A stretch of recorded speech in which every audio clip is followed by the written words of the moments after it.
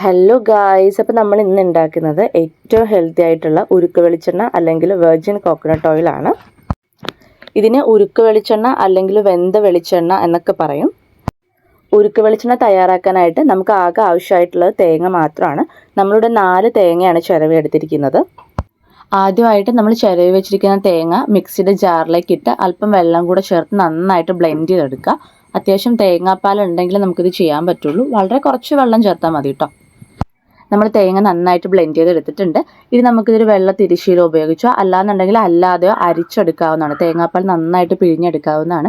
എനിക്ക് തോന്നുന്നു കൈ കൊണ്ട് നന്നായിട്ട് പ്രസ് ചെയ്ത് പിഴിഞ്ഞെടുക്കുന്നതിനെക്കാട്ടിലും കുറച്ചും കൂടെ നല്ലത് തിരിശീല ഉപയോഗിച്ചിട്ട് പിഴിഞ്ഞെടുക്കുന്നതാണെന്ന് തോന്നുന്നു. തിരിശീല ഉപയോഗിച്ചിട്ടാണ് പിഴിഞ്ഞെടുക്കുന്നുണ്ടെങ്കിൽ കുറച്ചും കൂടെ ആ ഒരു തേങ്ങാപ്പാൽ നമുക്ക് കംപ്ലീറ്റ് ആയിട്ട് നമുക്ക് കിട്ടും. ഇല്ലാന്നുണ്ടെങ്കിൽ കുറച്ചൊക്കെ വേസ്റ്റേജ് വരും. ഉരുക്ക് വെളിച്ചെണ്ണ എന്ന് പറയുമ്പോൾ ഭയങ്കര ഹെൽത്തി ആയിട്ടുള്ള സാധനമാണ്. നമ്മൾ കുഞ്ഞു കുട്ടികൾക്കൊക്കെ സ്കിന്നൊക്കെ ഭയങ്കര സോഫ്റ്റ് ആവാനായിട്ട്, അതുപോലെ തന്നെ ഡ്രൈ സ്കിന്നൊക്കെ ആണെന്നുണ്ടെങ്കിൽ അതിന് സ്കിൻ ബ്രൈറ്റനിങ്ങിനൊക്കെ ഫേസിലും അല്ലാണ്ട് സ്കിന്നിലൊക്കെ ഫുള്ളായിട്ട് അപ്ലൈ ചെയ്യാം.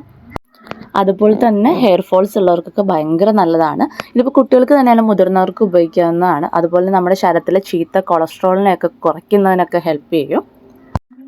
നമ്മൾ ഒലീവ് ഓയിലാണ് കുറച്ചും കൂടെ ബെറ്റർ ഓയിൽ എന്ന് വെച്ചിട്ട് കുട്ടികൾക്കൊക്കെ ഒലീവ് ഓയിലാണ് ചൂസ് ചെയ്യുന്നത്. പക്ഷേ അതിലൊക്കെ എത്ര ആർട്ടിഫിഷ്യൽ ഓയിൽസ് ഉണ്ടാവും എന്ന് നമുക്ക് പറയാൻ പറ്റില്ല. പക്ഷെ നമ്മളിങ്ങനെ വീട്ടിൽ തയ്യാറാക്കി എടുക്കുകയാണെന്നുണ്ടെങ്കിൽ ഏറ്റവും ഹെൽത്തി ഇത് തന്നെയാണ്. ഇപ്പം നമ്മൾ 4 തേങ്ങ എടുത്തിട്ടുണ്ടെങ്കിലും ഫൈനൽ റിസൾട്ട് നിങ്ങൾ നോക്കുകയാണെങ്കിൽ ഒരു 100 ഗ്രാം എണ്ണ കഷ്ടി ഉണ്ടാവുള്ളൂ. പക്ഷെ ഒരുപാട് ആക്കി വെക്കുന്നില്ല, കാരണം നമ്മളിവിടെ കഴിക്കാൻ അങ്ങനെ യൂസ് ചെയ്യുന്നില്ല. ബേബിക്ക് ജസ്റ്റ് കുളിക്കാൻ നേരത്തൊക്കെ ദേഹത്ത് പുരട്ടി കൊടുക്കാമെന്ന് വെച്ചിട്ട് ആക്കുന്നതാണ്. അതുകൊണ്ട് ഞാൻ വളരെ കുറച്ച് ആക്കി എടുക്കുന്നുള്ളൂ. പിന്നെ വേണമെന്നുണ്ടെങ്കിൽ വീണ്ടും ആക്കാമെന്ന് വെച്ചിട്ട് വളരെ കുറച്ച് മാത്രമാണ് എടുക്കുന്നത്. അപ്പോൾ നിങ്ങൾക്ക് കൂടുതൽ ഓയിൽ വേണമെന്നുണ്ടെങ്കിൽ അതുപോലെ കൂടുതൽ തേങ്ങ നിങ്ങൾ എടുക്കേണ്ടതാണ്. അപ്പം നമ്മൾ തേങ്ങ കംപ്ലീറ്റ് ആയിട്ട് അരിച്ച് മാറ്റിയിട്ടുണ്ട്. അപ്പോൾ അതിൻ്റെ വേസ്റ്റ് വന്നേക്കുന്ന ഭാഗമാണ് ഈ കാണുന്നത്. ഇനി നമ്മൾ പിഴിഞ്ഞ് വെച്ചേക്കുന്ന തേങ്ങാപ്പാൽ അടുപ്പിൽ വെച്ചിട്ട് നന്നായിട്ട് ചൂടാക്കി എടുക്കാം.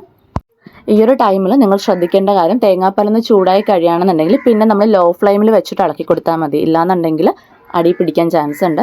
അതുപോലെ തന്നെ എപ്പോഴും മൂട് കട്ടിയുള്ള അടിഭാഗം കട്ടിയുള്ളൊരു പാത്രം എടുക്കുക. ഇല്ലാന്നുണ്ടെങ്കിലും അടി പിടിക്കാനുള്ള ചാൻസസ് വളരെ കൂടുതലാണ്. ഉരുക്ക് വെളിച്ചെണ്ണ ഉണ്ടാക്കുക എന്ന് പറയുന്ന പ്രോസസ്സ് എന്ന് പറയുമ്പോൾ നമുക്കൊരു 40 തൊട്ട് 50 മിനിറ്റ് വരെ സമയം എടുക്കുന്ന ഒരു പ്രോസസ്സാണ്.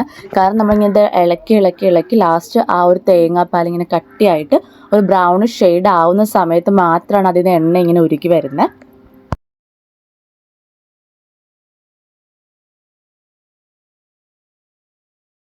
തേങ്ങാപ്പാൽ ചൂടാവുന്നതിനനുസരിച്ച് അത് അടിയിൽ പിടിക്കാനുള്ള ചാൻസസ് കൂടുതലാണ്. അതുകൊണ്ട് കട്ടിയാവുന്നതിനനുസരിച്ച് നമ്മൾ തുടരെ ഇളക്കി കൊടുത്തോണ്ടേ ഇരിക്കുക.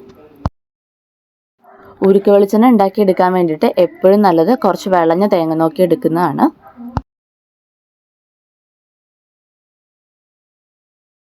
നമ്മളുടെ തേങ്ങാപ്പാൽ കുറച്ച് തിക്കായിട്ട് വന്നിട്ട് ഒരു ബ്രൗണിഷ് ഷെയ്ഡിലോട്ട് വരുന്നുണ്ട്. അതിനനുസരിച്ച് ചെറുതായിട്ട് എണ്ണ പൊടിഞ്ഞ് തുടങ്ങിയിട്ടുണ്ട്. നിങ്ങൾ ശ്രദ്ധിക്കുകയാണെങ്കിൽ അറിയാൻ പറ്റും.